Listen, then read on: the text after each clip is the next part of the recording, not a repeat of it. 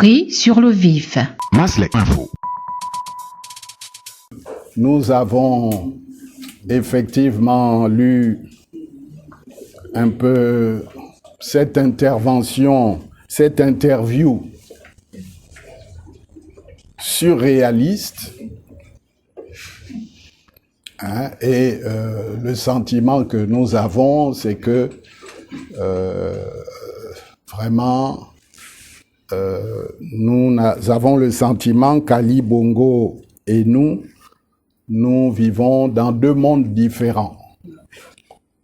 C'est le moins que l'on puisse dire.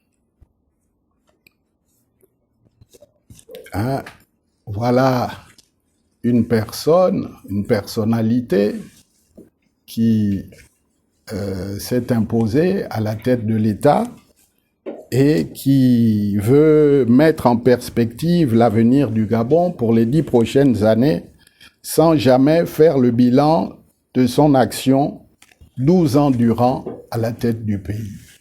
C'était déjà l'objet de notre divergence en 2015-2016, lorsque nous avons volontairement pris la décision de couper le cordon ombilical.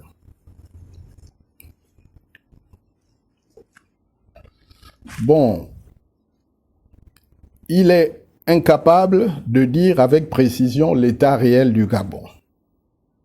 La situation économique et financière et sociale, bilan truffé, confond bilan et effet d'annonce, de nombreuses promesses non tenues, aggravation de la pauvreté, multiplication des grèves dans plusieurs secteurs, et ce n'est pas les dernières grèves en date des régies financières qui vont nous démentir, avec une explosion de la dette qui atteint 70% du PIB sans que nous voyions la contrepartie de cet endettement sur le terrain. Donc l'échec de M. Ali Bongo n'est plus à démontrer, et il a d'ailleurs été sanctionné en 2016. Et vous imaginez 10 années de plus à la tête du Gabon de ce monsieur. Vous imaginez que nous allons tous être dans les tréfonds du fond, et que il faut effectivement, à un moment donné, mettre fin à ce suicide. Il est temps qu'il laisse à d'autres Gabonais, sans que je me mette personnellement en avant, la possibilité de mettre leur talent au service du pays pour le sortir de l'abîme dans lequel il l'a précipité. Avant d'accuser l'opposition de manquer d'organisation et de proposition, il devrait, à notre sens, avoir plus d'humilité pour jeter un regard précis sur sa gouvernance chaotique qu'il a générée en confiant les manettes de la gestion du pays à des amateurs, voire des personnes immatures. Il faudrait, si il voulait même essayer de nous convaincre, mais c'est loin de son idée, qu'il accepte que les élections se déroulent de manière transparente et qu'il tire toutes les leçons lorsque les résultats ne lui sont pas favorables. Il faudrait qu'il accepte déjà la limitation des mandats, parce que on peut estimer que après 14 années, si on se fixe le seuil de 2023, quelqu'un devrait normalement faire son auto-évaluation et faire autre chose. En ce qui concerne le climat politique, je l'ai dit tantôt, il est loin d'être apaisé, même si les restrictions en rapport avec les mesures dites de lutte contre la Covid-19 donnent l'impression d'un calme apparent. En réalité, chères mesdames et messieurs de la presse, le feu couvre sous la cendre. Il faut se méfier du calme plat. Et le pouvoir serait bien avisé d'adopter des réformes permettant une respiration de la démocratie au lieu de s'illustrer par un autoritarisme rampant ou par des velléités de confiscation du pouvoir au profit d'un clan. Pris sur le vif. Il y a à la disposition de la population mondiale une série de vaccins qui émanent de différents endroits géographiques. Dans un tel domaine, il appartient aux scientifiques de nous édifier et pas à chacun d'entre nous d'aller de son commentaire. Un certain nombre de ces vaccins sont soumis à des phases, et la dernière phase étant l'homologation par les organismes internationaux qui sont agréés, notamment l'Organisation mondiale de la santé.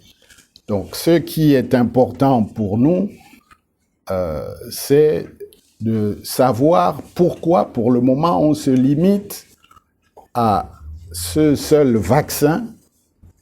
Est-ce que ce vaccin répond à toutes les conditions d'homologation? C'est la question à laquelle nos scientifiques doivent répondre, relayés par les responsables qui ont la décision politique d'assumer donc ces actes de vaccination et pourquoi les quantités qui sont proposées sont notoirement insuffisantes.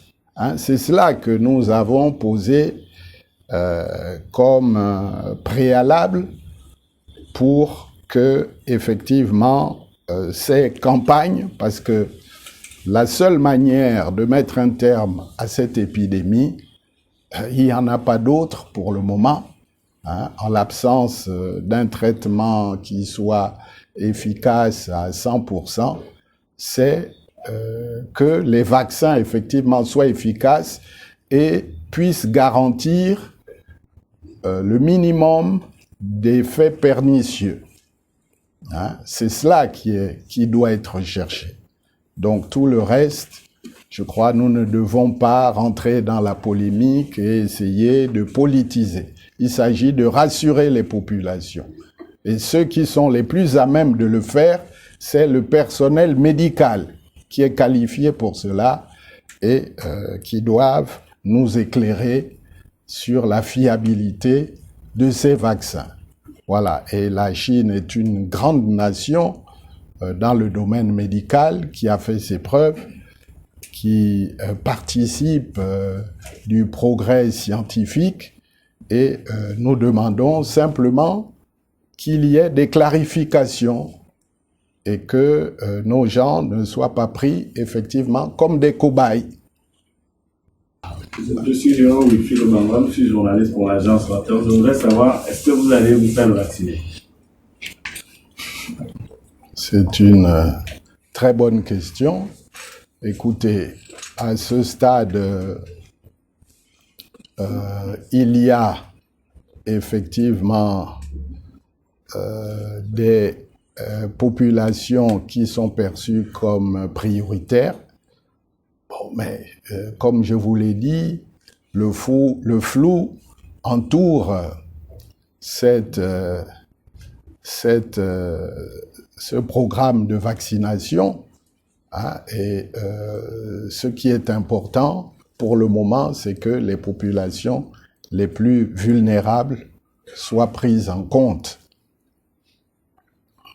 Pris sur le vif. Sur l'appel à la paix des braves, nous avons vu qu'un groupe de partis politiques de la majorité et de l'opposition, membres du CND, a lancé un appel à la paix des braves, destiné à apaiser le climat politique actuel au moyen d'un dialogue entre les différentes forces politiques et sociales du pays. Le RPM tient à dire ceci. On ne peut pas parler de paix ni s'engager dans un processus de paix sans que ceux qui ont causé des blessures au vivre ensemble ne reconnaissent le mal qu'ils ont commis. Nul ne devrait se lever, actionné par on ne sait quelle main, pour appeler les partis politiques à entrer dans un processus et espérer qu'ils y répondent tels des moutons. Tout processus de réconciliation exige des uns et des autres d'accepter leur part de responsabilité dans la crise qui menace le vivre ensemble. C'est à ce seul titre que nous entrerions dans un processus de recherche de la paix véritable dans notre pays. Ce n'est pas l'opposition qui a pipé les dés lors des processus électoraux que le Gabon a connus. Ce n'est pas l'opposition qui réprime dans le sang toutes les revendications légitimes des populations au nom des libertés fondamentales édictées par la Constitution de la République gabonaise et les traités ratifiés par le Gabon. Nous avons vu encore récemment ceux qui étaient dans le mouvement d'humeur des casseroles. Nous avons vu certains responsables arrêtés. Nous voyons encore des personnes comme Bertrand Zibi Abégué et bien d'autres qui sont encore détenus dans les geôles du pouvoir. Ce n'est pas l'opposition ni telle ou telle frange de citoyens lambda qui sont à l'origine du marasme économique dans lequel le Gabon se trouve. Mais c'est bien le pouvoir. Nous devons, il est vrai, rechercher les voies d'une paix durable. Nous sommes d'accord là-dessus. Cela ne passe pas par la manipulation, mais par un leadership responsable qui prend le taureau par les cornes pour l'intérêt supérieur de la nation.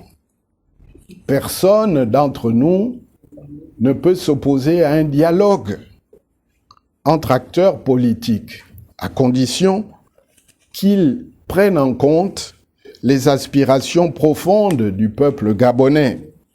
Et ces aspirations, force est de le noter, sont en faveur de l'alternance et du changement. C'est pourquoi, pour sortir de la crise actuelle, le RPM soutient la nécessité d'instaurer par le dialogue, à certaines conditions bien sûr, une période de transition d'ici les prochaines élections présidentielle qui permettrait, entre autres, d'engager une réforme en profondeur du cadre électoral actuel en vue de l'organisation d'élections transparentes, crédibles et apaisées. L'attitude de ceux qui considèrent que tout va bien au Gabon, que nous sommes dans le meilleur des mondes, qu'il n'existerait aucune crise, d'une part, et celle, d'autre part, des jusqu'au-boutistes qui se coupent des réalités en se barricadant dans une logique sans issue, n'œuvrent pas en faveur d'une sortie de crise et nous conduit inexorablement vers de nouveaux périls pour la démocratie dans notre pays. Telle est notre position sur cette fameuse paix des braves. Pris sur le vif. Maslek Info.